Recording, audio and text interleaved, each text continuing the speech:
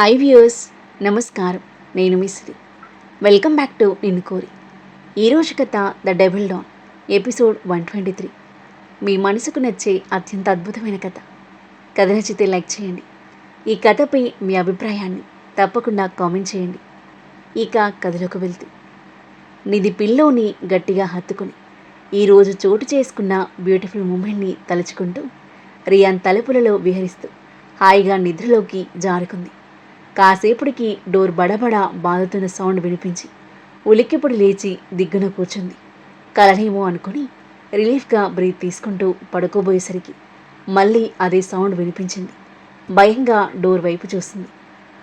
ఈ టైంలో ఎవరు దొంగలొచ్చారా అని బెదురుగా కళ్ళు తేలేసి చూస్తూ మెల్లిగా బెడ్ దిగి డోర్ దగ్గరికి వెళ్ళింది.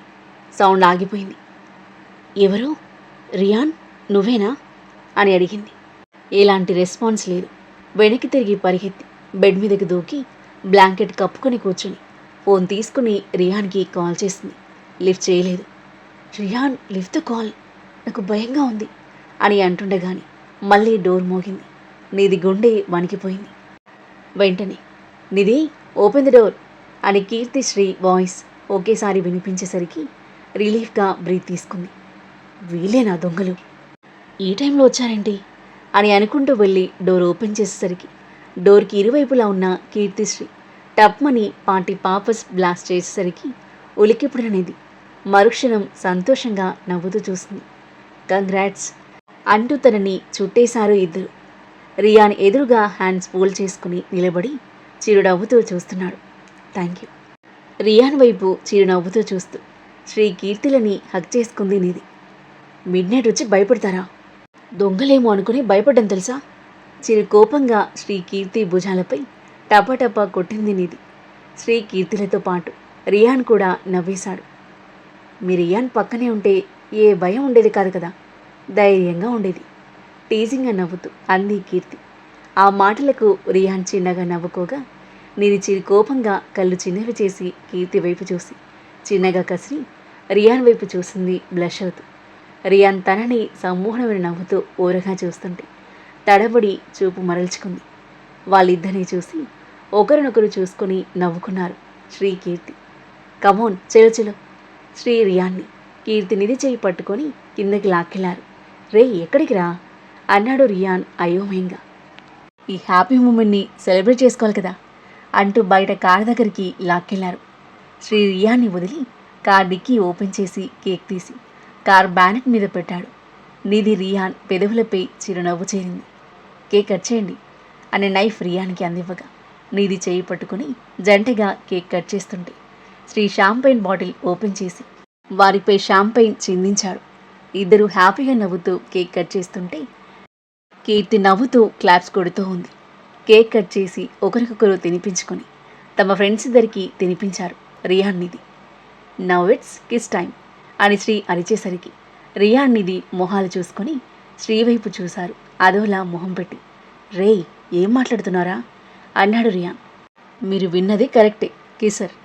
నిధి ఎంబారసింగ్గా ఫీల్ అవ్వగా రియాన్ శ్రీ మెడ చుట్టూ చేయి వేసి రేయ్, this is too much, shut your mouth అని అన్నాడు. లవ్ చేస్తున్నప్పుడు కిస్ చేయడానికి ఏంట్రా ప్రాబ్లం? సిగ్గుపడుతున్నావా? కొంటెగా కళ్ళెగిరేశాడు శ్రీ. సిగ్గా? నో వే అన్నాడు రియాన్.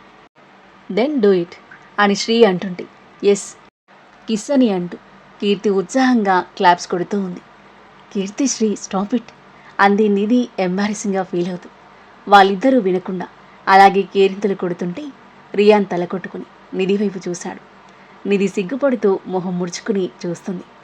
రియాన్ తన దగ్గరికి కదిలి కిస్ చేయడానికి మీదకు వంగగా కళ్ళు మూసుకున్న నిధి రియాన్ పెదవులపై కాకుండా బొగ్గపై కిస్ చేసేసరికి కళ్ళు తెరిచి చిరునవ్వుతూ చూసింది అతని వైపు. శ్రీ కీర్తి కేరింతలు కొడుతూ నవ్వుతూ ఇద్దరిని చుట్టేశారు. ఇప్పుడు చెప్పండి, ఏం జరిగింది మీ మధ్య? రే రియాన్, చెప్పరా. నిధి వెళ్ళే వరకు కూడా తనపై ఎలాంటి ఫీలింగ్స్ లేనట్టే ఉన్నావు. సడన్గా ఏమైంది? వచ్చి రాగానే ప్రపోజ్ చేశావు. నిధి వెళ్ళకముందు, వచ్చిన తర్వాత మొత్తం చెప్పేయాలి క్యూరియాసిటీతో అడిగాడు శ్రీ కార్ బ్యానెట్కి ఆనుకుంటూ. దట్స్ లాంగ్ స్టోరీరా. ఫ్రెండ్స్ అలా అడుగుతుంటే చెప్పడానికి ఒకంత సిగ్గుగా అనిపించింది రియాన్కి. పర్లేదు, మేం ఫ్రీనే ఎంతసేపైనా వింటాం అంది కీర్తి పక్కన టేబుల్పై సెటిల్ అవుతూ. రియాన్ చిన్నగా నవ్వి నిధి భుజం చుట్టూ చేయి వేసి దగ్గరికి తీసుకోవడంతో బ్లష్ అవుతూ అతని వైపు చూసింది నిధి. వెళ్ళక ముందు ఏం జరిగిందో ఈ మేడంగా నడకండి అని రియాన్ నిధి వైపు చూస్తుంటే నిధి తన చేతుల్లో మొహం దాచుకుంది.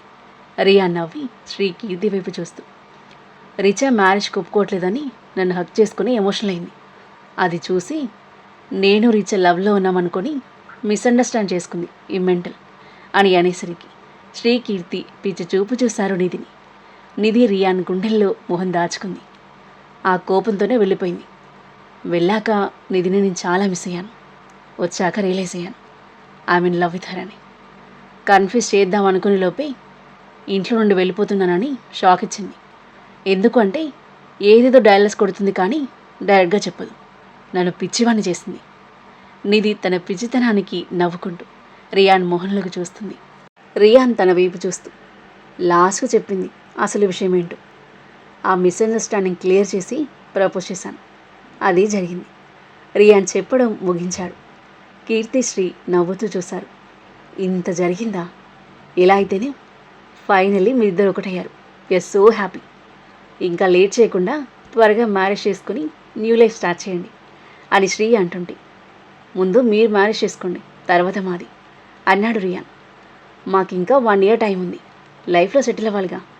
ఇప్పుడిప్పుడే బిజినెస్ టేక్ ఓవర్ చేశాను. నువ్వంటే హ్యాపీగా సెటిల్ అయిపోయావు. అన్నకి తగ్గ తమ్ముళ్ళ దూసుకుపోతున్నావు. శ్రీ మాటలకు రియాన్ చిన్నగా నవ్వగా ప్రౌడ్ స్మైల్తో మురిపంగా అతని వైపు చూస్తుంది నిధి.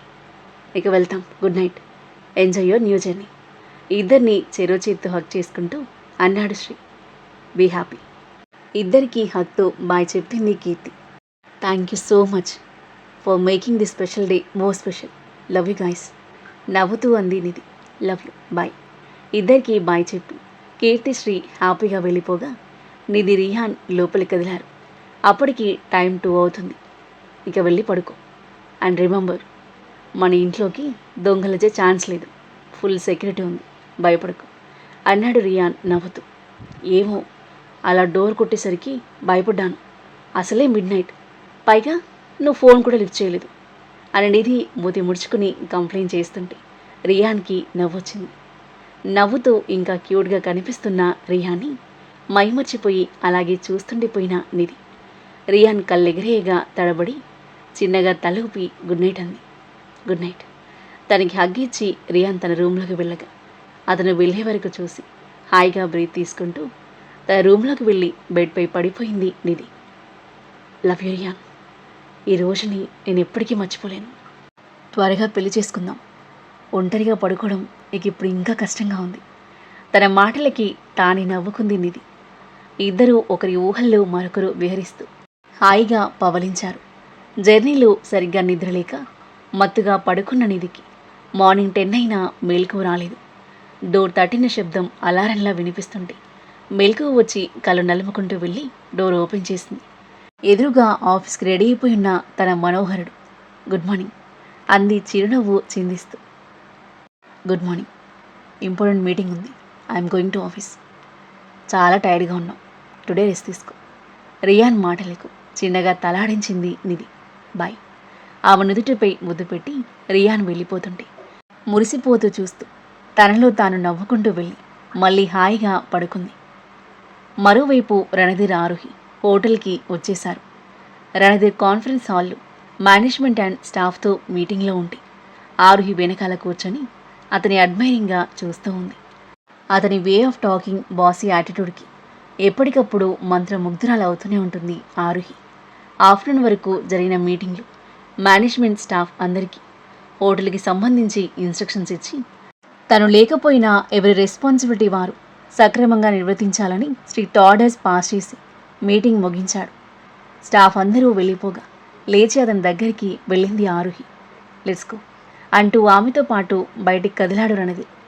ఈరోజు సిమ్లా వదిలి హైదరాబాద్ వెళ్తున్నారు. రిసెప్షన్ దగ్గరికి రాగానే స్టాఫ్ లేచి నిలబడ్డారు. దిశ డెస్క్ దగ్గర ఆరుహి అడుగులు ఆగిపోయాయి.